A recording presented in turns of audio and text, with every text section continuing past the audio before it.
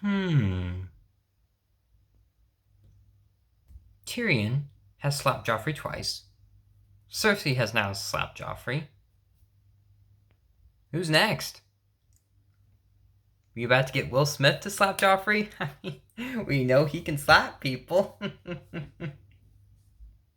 Okay, that's probably not my best joke. What is up, everyone? What is going on? My name is Matthew Langer. I'm the football boss, and I am here to give you my season dos review of Game of Thrones. That's not my real voice. I know it's annoying. And I'm going to give you my thoughts on it, things I liked about, things I didn't like, and because there's a lot to talk about this season. I had a whole page full of stuff because there's so much happening in this season that I'm honestly really surprised they crammed it all into one season. But hey, whatever. I hope you guys like, comment, and subscribe to my YouTube channel so I know that I'm producing good content for y'all to see. And you can follow me on Facebook if you want to. MATTHEWLEININGER. Even though I do absolutely nothing on there because I don't really know what to do on there. So right off the bat, let's get right into it right off the bat. What did I think about it? I thought this was a lot better than the season one. Not that season one was bad or anything, but season two I felt like balanced out more the plot lines better. It definitely made a lot more sense than the first season, and I thought it was a lot more focused. And where you go to like season one, for instance, where kind of the big threat was, I mean, technically it was the Lannisters, but then technically it was the Targaryens. But it was mostly like Ned and Rob, not Rob. I mean, yeah, technically Rob. Ned and Robert kind of like butting heads about what they should do about the Targaryens when they get there, when they get to King's Landing, though, and of course the Starks, being nice people, definitely don't really want to like kill people or don't really want to do any of that bad stuff, though. And then Robert, being a Lannister, just doesn't really care. And yeah, he's like, we should kill her, baby, because I'm threatened by her because she wants my throne. But whenever we would go to the Targaryens, it would only focus on like Daenerys and like Khal Drogo. So that wasn't really like getting like set up at all. And then of course it ended up being the Lannisters and then Ned getting his head chopped off. But the thing I liked about season two is first of all the way they were able to balance out all the different locations. And I think it's actually pretty cool like being like in this fantasy world where it's like where it's like you go to like one place and it's you got like a giant kingdom, another place you have it's like a desert, another place like in the snow, another place like in like the like kind of like muddy. You go to like all these like different locations though, and it's actually like really cool. Like um, being this stuff, and and so and yeah, I thought this season just did everything that I liked about the first season, and it just made it better. So um, there's a there's a lot to go through right now. I'm not gonna really be going kind of like everywhere. I'm gonna be kind of going through like the different locations though. Really kind of focus on that. And so yeah, first of all, let's start off with King's Landing because that's how the season opens up. Though Joffrey once again just being a big old piece of shit again, but this time he actually has Tyrion as the right hand man. And just as I said, in the first season, Tyrion was my favorite character. He once again proved that he still is my favorite character because in season two, while he's kind of around for like some of the last stuff, he's able to get out of the situation though. This time, he really kind of became more likable to me. Not that he wasn't likable in the first season, but something that's like really interesting with him is that he never looks at Joffrey in a hateful way. He never looks at him. He never looks at him like, oh, I hate you. Well, so many people hate him though, and of course, like the fans and even some of the characters in the show, they just hate him and they don't want him on the throne anymore though. Tyrion, he's just trying to help him be a better king though, and even when you have moments where like Joffrey's abusing Sasha, he's just like, whoa, he's like, you can't, he's like, you can't do whatever you want. And then, which then also kind of leads to a joke where one of the guards is like, are you threatening our king? And he's like, I'm not threatening our king, I'm trying to help him. Oh, Bronn, if he speaks again, kill him. That was a threat. See the difference? Like, that's like a nice joke there. And then even when you have like the rebellion like breakout though, I mean, I was like, I'm like, it's about damn time like something like this happened. And yeah, and yeah, like when like someone like throws like dirt at Joffrey's just like, I want their head, I want their, and he's like, no, you can't just go around killing people.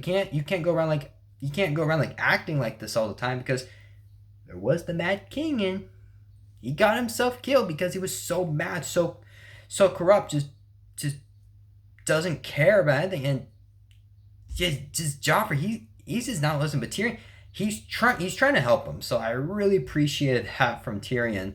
And then yeah, Cersei isn't really helping all that much. She's just the absolute worst. Not that Joffrey is already. Like mother, like son. Good job.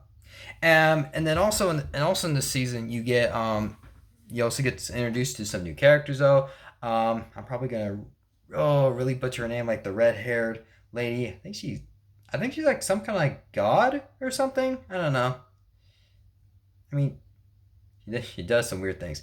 I want to say it's Mithrandir, but I know that's Lord of the Rings. Let's see.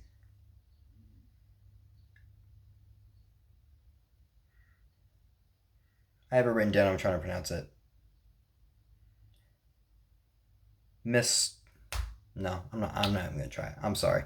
Yeah, you get like introduced to her. You get introduced to Stannis Baratheon, and while they foreshadow through most of the season that they're the big threat, Stannis Baratheon wants to come for the throne, and like this is a Game of Thrones where you got multiple people trying to come in for the throne, and of course you can only focus on one battle at a time. But near the end of the season, they paid off the battle, and while I would say not the best fantasy battle I've ever seen, it was still pretty good. I mean, that big explosion right off the bat, that was pretty cool.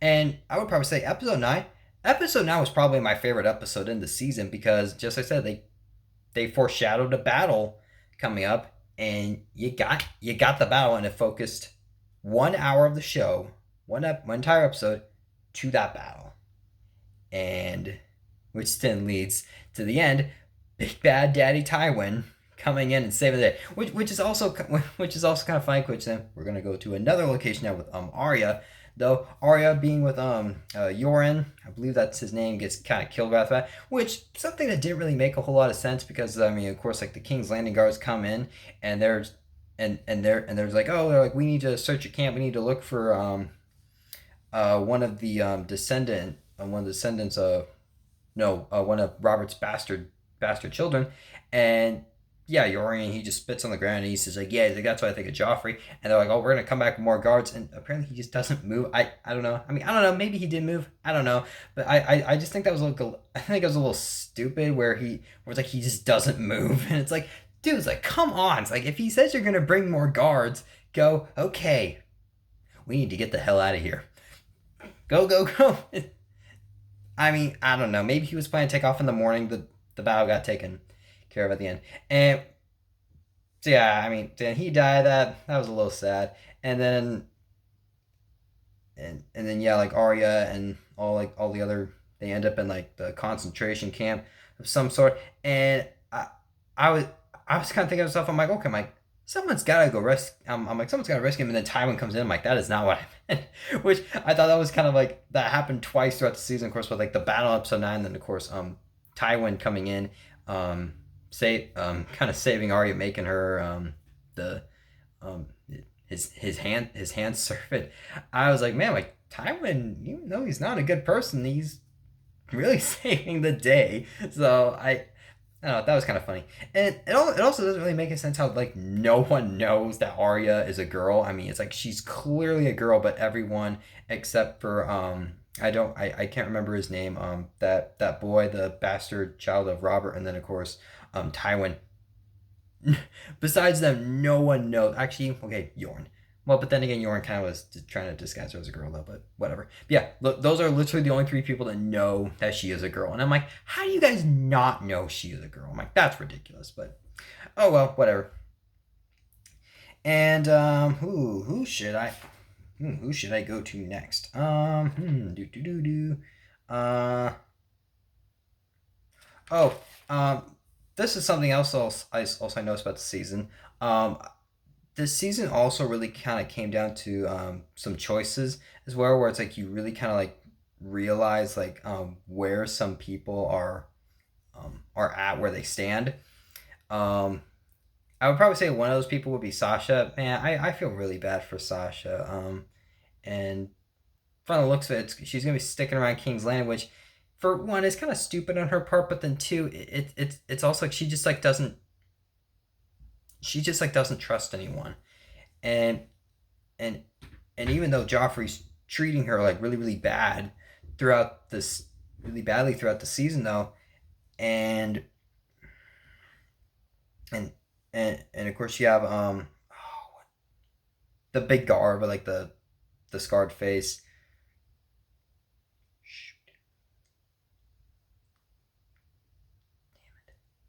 Shoot, I cannot remember his name. Okay, whatever.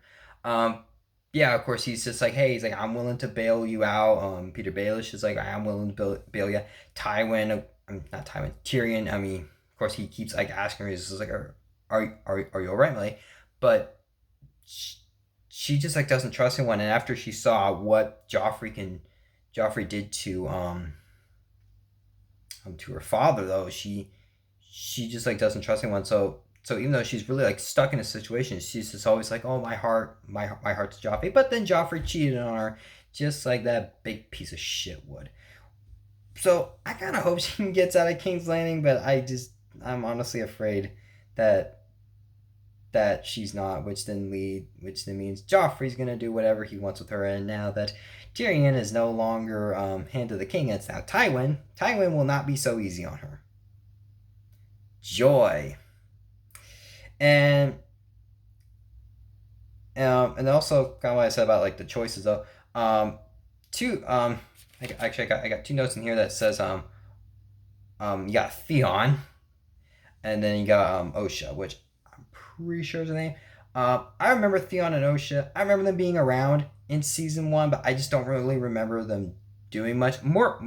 I definitely remember more Osha than Theon, because of course Osha gets brought on, and she's basically just meant to help Bran, since Bran is paralyzed, and you don't really know like her point of view. You don't her points of view. You just don't really even know like what she's like. I mean, she's there helping, but um, since she was kind of like a thief trying to come in trying to steal from him, though, you don't really know where you stand with her. But this season, you really know that yes, she is trying to help him. Though now, of course, that may have been that probably was because of season one. They were setting up this moment where it's like she kind of had a liking to them, though, and then of course the Starks being nice people, though.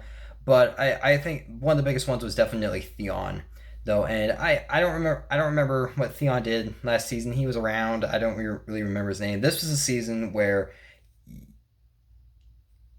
I'm not sure if saying like this is what he's really like, though, but I think it's mostly that he's just trying to impress his father.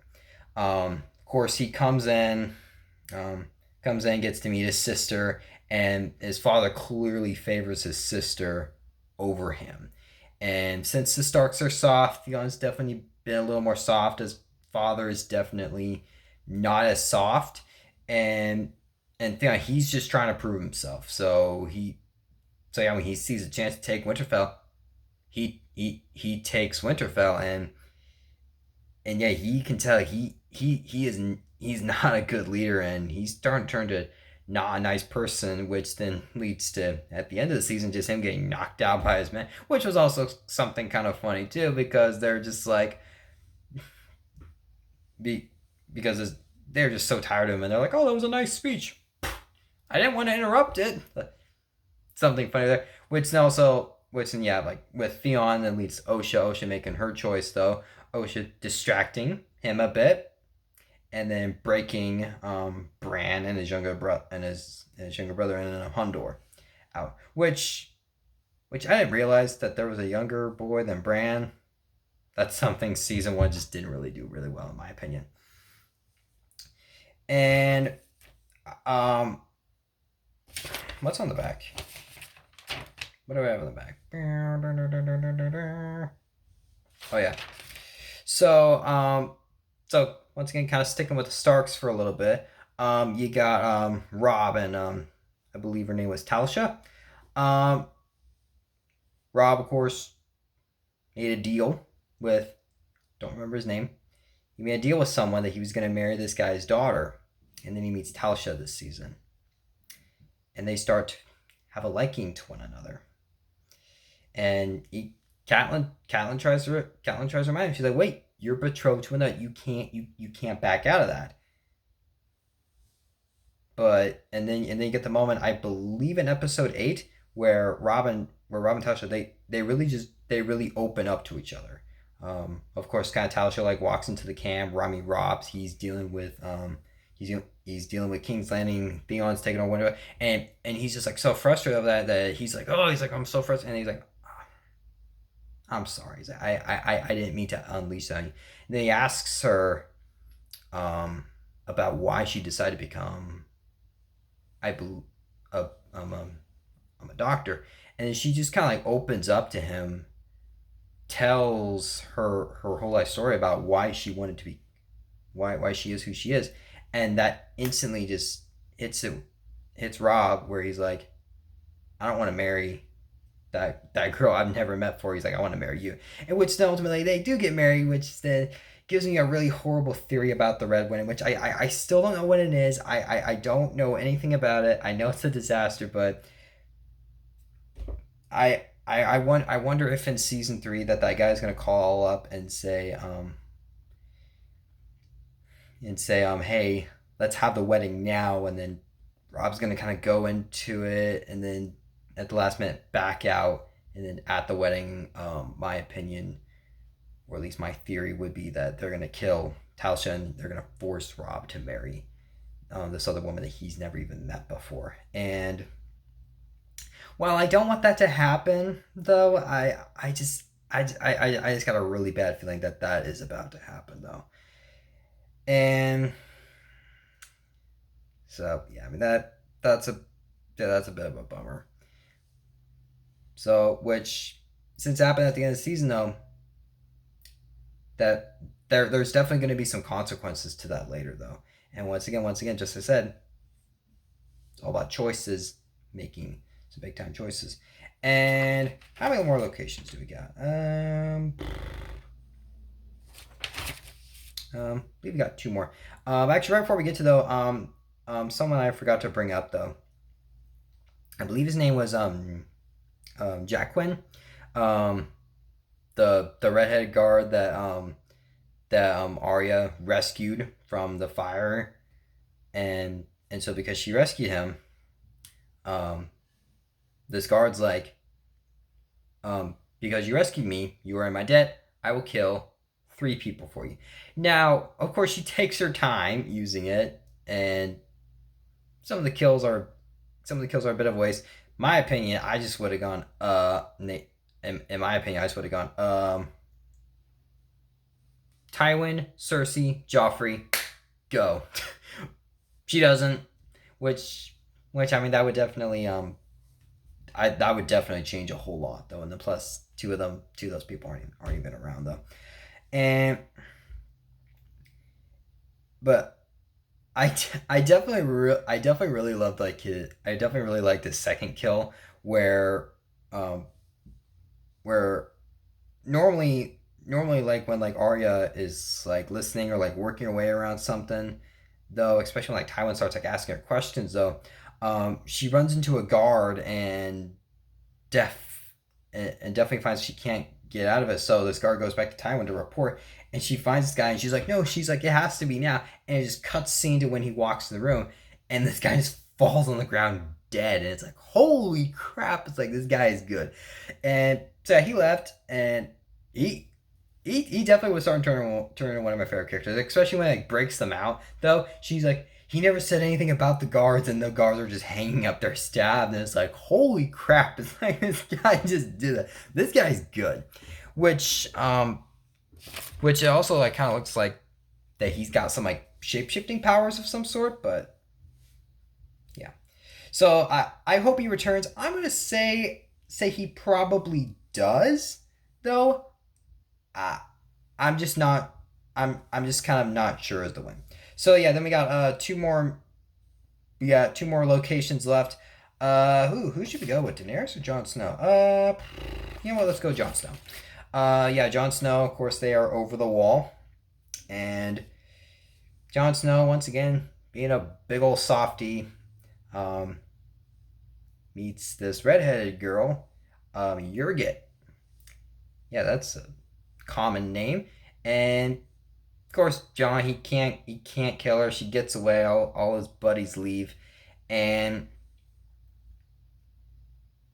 it's really kind of mind blowing, like how good of a person Jon Snow is. Because when they kind of, okay, not in a sexual way, but when they like sleep together like on the rock, though, I mean, she she's pushing his buttons. She's making up stories about how he raped her, and yeah, just Jon, and yeah, he just like denies like all this, and even when you have, it's so weird, like you have someone like Jon Snow in a show like this, so where you have people like, where of course you have people like the Lannisters, with most of those people are really bad, and okay, I'm not calling Tyrion a bad person because he's definitely not a bad person, but even when you got like a person like him where it's like he likes women, right? Where it's like he likes women, he likes to fuck them, you got someone like him, and you got someone like Jon Snow where it's like he won't do any of that, and even when he's like trying to explain to her, she's kind of like blown away. She's like, yeah, right. He's like, you slept with women. She's like, you've slept with women before. They're like, you've gotten naked with him, and he's like, no, never. She's like, what? It's like, it's so weird to like see someone like Jon Snow in a show like this where you got so many bad people, you got so many people who will just sleep with women, cheat on people, rape people, um, and yeah, you got a person like him. It's kind of mind blowing that he's in a show like this, which which then also kind of leads into like which also kind of leads into like the final episode a bit, where of course he gets captured by Yrgit's people, and he gets welcomed in because he kills um, one of his own men. One guy's trying to butter him up because Jon Snow, he he's a softie. I mean, not, I mean, he, just to say he's different from everyone else though, but he's different in like a totally different way. Like he won't kill anyone. I mean, even when he tries to kill Yrgit, he can't do it. And even when Yrgit's like, I'm ready to die, he can't do it, and he finally takes his first kill. And while this show doesn't really have like a lot of like sword duels though, that duel, for instance, wasn't bad. And then it didn't end with like blood going everywhere, someone taking like sword to the head splitting open, blood going everywhere. He stabs him, and that's kind of it. It doesn't like linger on like the gore of the show. And which that's definitely going to lead to more for Jon Snow. I don't think that's going to be the last life he's going to take, and yeah, which then also kind of leads to the final scene, which where yeah, it shows, I believe it shows the very first White Walker, and when you go to the very first season, the opening scene, you see two people just killed right off the bat, and they're like these like weird zombie creatures though, but and it's like, okay, it's like, what in the world are these? And it just, season one does not address it though, and I think I said they'll come back. They're going to become a threat later, and this time you got these like undead people, even the undead horse, led by a White Walker, and they're, I don't know where they're going, but it's like they're definitely going to be a problem later. And then And then even in the first couple episodes, I believe his name was Craster. Of course, this guy's really messed up because he keeps marrying his daughter so he can have more daughters. I mean, yeah, talk about a womanizer. And but when he gets a boy, he gives that boy to the White Walker or White Walker. And just as I said, we don't know much about the White Walkers already, but yeah, this guy's not good, and I think we're definitely gonna get more. We're definitely gonna get more of the White Walkers later, and we're gonna. I think we're definitely gonna see like how in the world could he have made like a bargain for with them, or did he just happen, or does he just leave them out in the woods and they just take him? But yeah, we should learn more about them later, and which then leads to our final location, though, where of course you have the Tolgarians. Now, the Tolgarians, they were not that interesting of a storyline, kind of um, un, until they got to like I believe Korth, where they got to Korth. Pretty sure that was it, and something that I actually really kind of like what they did with this is since they already took Daenerys in the first season and really kind of put her on this journey where she realizes that she has um, this power, not like superpowers kind of thing, but like super. I was about to say superpowers again. Wow. But like powers like in a way where it's like she has these people to lead. What is she gonna do with that power? And I this season is definitely a season where she's starting to take advantage of it though. Whereas in like the end of the first season though, she uses that power to make some really bad mistakes with like her husband and her baby though. This season really kind of pushing where it's like, oh wow, it's like she's not gonna use her power well.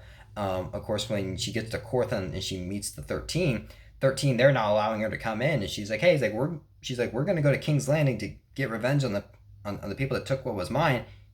If you don't let us through, we'll kill you first. Which then leads to them meeting Zoro. Now, funny thing about Zoro is when he first showed up, I was like, who is this guy? I'm like, I've seen this actor before. Now, I'm pretty sure I've seen him in like a couple other things, but when I kind of looked up the actor, I was like, oh my, he's from the live action version of Cinderella. Now, I haven't seen that movie in a while though, and I honestly didn't remember that Richard Madden was in it too until my younger sister saw Eternals, and she was like, hey, she's like, Icarus is, she's the, he's the prince, and then you got Zoro being the right hand man. So that's kind of cool. I, I definitely do think it's really cool when you got like actors like from like something completely different, and they go to and then they go to like something completely different. They like filmed together. So I don't know. I haven't watched Eternals since I've been watching Game of Thrones, but I definitely kind of want to watch it again because I definitely remember Cersei and Jon Snow dating, and I'm like, oh my, that is so bad. Yeah, and yeah, and when you kind of yeah, and when kind of the Targaryens kind of get like settled into Korth, though, I don't know his name, but kind of like the main guy of the 13, he brings up some really good points to Daenerys, so that she even like questions later in the season where where this guy's like, how are you, how you say it, he was like, how are the people gonna react to you coming around? Have you been to King's Landing before? And she's like, no, I was there when I was a baby. And he's like, so they don't know you? And she's like, well, they will know me, the people will rise. And he's like, yeah, you sure about that? And since she is a descendant of the Mad King, I feel like when she gets to King's Landing, or at least I hope she gets to King's Landing, I'm not sure how that's gonna go for her. And that was honestly something like me where I was like, oh my, that's a good point. So I'm like, oh my, how is this gonna happen when she gets to King's Landing? I mean, once I realized where the storyline was going with her, I was like, oh my, she's not going to King's Landing this season. And And yeah, like once they pointed that out, I was like, oh my, that's actually a really good point. And then she even questions it later, where she was like, maybe maybe they won't know who I am. Maybe they're not gonna give me the response I want though. And that's actually really cool. Like seeing someone like that who just like I said, she's kind of taking advantage of her power though, kind of questioning this and going, maybe I'm not gonna get the response I want though, which I honestly don't think she cares because now she has dragons. And speaking of her dragons, there's like a brief little mystery on like who stole her dragons. I like that they didn't show who it was. You saw the person carrying the dragons off, and they don't show who it is. Now I wasn't expecting like that mystery to like last for like the rest of the season for like quite some time. It's like, oh, who stole the dragon? But it's just like a nice little tease of like, okay, who did it? And instantly, I mean, I was thinking like, okay, Mike, it's one of the 13. I'm like, it's probably that main guy. But then as I start thinking about it, I'm like, I wonder if it's Zoro. He's been so nice to her. I mean, of course, it wasn't like directly him, but I'm like, I wonder if he's in league with it. And then once they had a scene where you realize that he's in on it, and then of course like that like creepy magic guy has all the 13 killed. That's something like, okay, this guy is for real, and he definitely this guy, he's just taking advantage of her. He doesn't care about her. He wasn't covering her just to be nice. He wants her dragons, and he's trying to take advantage of that. And that all kind of ends in like that all kind of leads to like episode 10, where just as at episode 9 it's like you focus on King's Landing, got the big battle. Episode 10 I thought ended in a very satisfying way. You got some justice for some people. He had some like closure for some stories. Of course, he had like Jon Snow getting his first kill, Tywin becoming second hand of the king. Though Tyrion, of course, he's kind of done with being the hand of the king. You foreshadow stuff coming up, but then you end stories though. And I would probably say Daenerys' storyline was definitely the one that ended the best, though, because because when she's like in the House of the Undying and like kind of walking to like all those like locations, it was definitely really cool, and it's kind of seeing her like in those locations. Honestly, it was kind of cool since she's basically been in a desert the whole time, and yet like once again, like her taking advantage of her powers though, um, just the way she kind of kills Zoro, and meanwhile her maid too. Once they opened up the vault and there was like nothing, and I'm like, oh no, I'm like, she's gonna stick him in the vault, and yeah, she stuck him in the vault, and you can see it close. It's like, oh, it's like those poor people. It's like that's a fate worse than death, because they're either gonna suffocate, starve, like they're gonna do one of those two, where they're just gonna go mad in there because it's dark in there. So yeah, we're probably not gonna see them again. They are most likely dead. And then yeah, she just steals all this stuff to buy a ship. So even if they miraculously get out though, they're broke. And yeah, just that. Yeah. But yeah, that's kind of like all what happened in season. Dang, I'm going on for 30 minutes. Yeah, I told you there's a lot to talk about the season though, and that was honestly one of the things that I liked most about the season. Now, there were a couple things that I didn't really care for very much. So just like I said, I enjoyed the season. I enjoyed the season quite a bit. This could definitely be one of my favorite seasons of Game of Thrones, and I would say, well, I did like season one. Season one was a decent start. Season two took everything I liked from the first season and made it better. Season two is now kind of the season where I'm like, I'm into the show, and I can't wait till I get into season three. So all right, so for the negative, I did say they balance out the plot lines quite well, though. I think they did the most part. I think they did for the most part. I think they did the best they could with the circumstances, because just you're going to so many different locations, though. And one of them I think was definitely the Daenerys storyline. There's even a couple moments where like some other characters are just not in it though. And then when I even started about talking about Daenerys though, I said like when she first gets introduced in the season. Okay, I mean I know she got introduced last season. Her storyline's not really that interesting until like episode 4. In episode 1, of course, she realizes, oh, all my people are starving. Hey, you go this way, you go this way, you go this way. And then that's it. That's it for her in season 1. In season 2, one of her guys come back. They're dead. She's like, oh, we're gonna bury him. That's it. Episode 3, she's not in it. Episode 4, that's when they get to Korth. And while the rest of the season was very important, though, I was like, okay, I kind of want to see where this Daenerys storyline is going. But then once she kind of got to Korth and it kind of showed where they were going with it, that was when I really started to become interested in what was going on with her. Besides that, I just wasn't interested at all.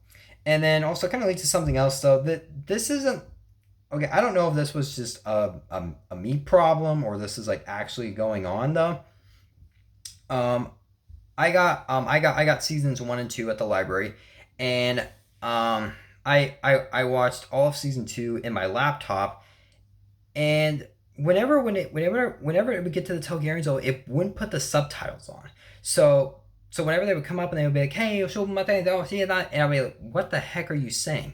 And so I would have to back it up and turn the subtitles back on again, though.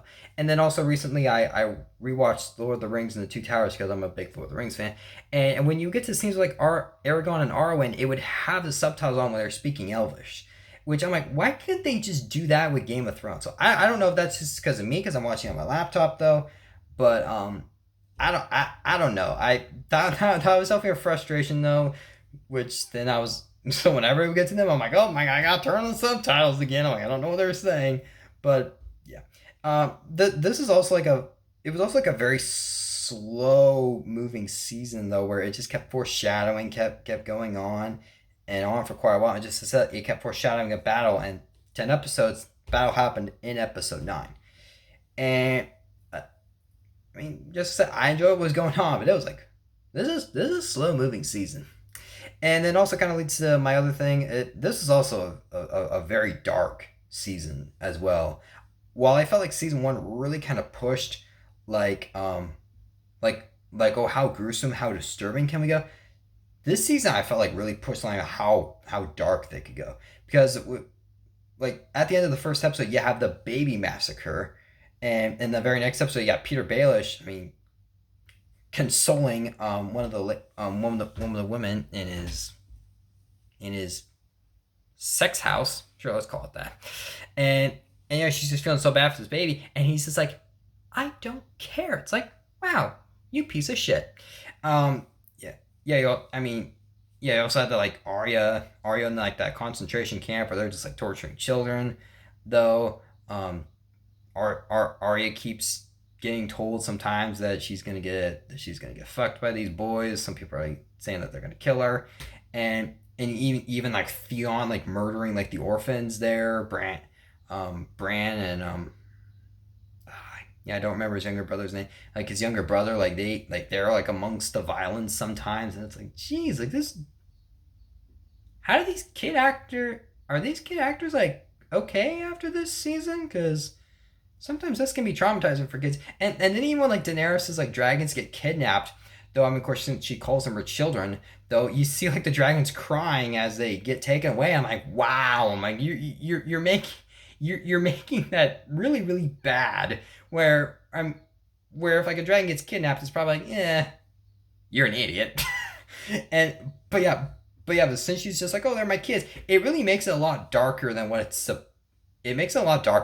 supposed to be. So, that's not something that like disturbed me or anything, or I was like, oh my gosh, my guy, I was like, I don't like that though. But it was definitely like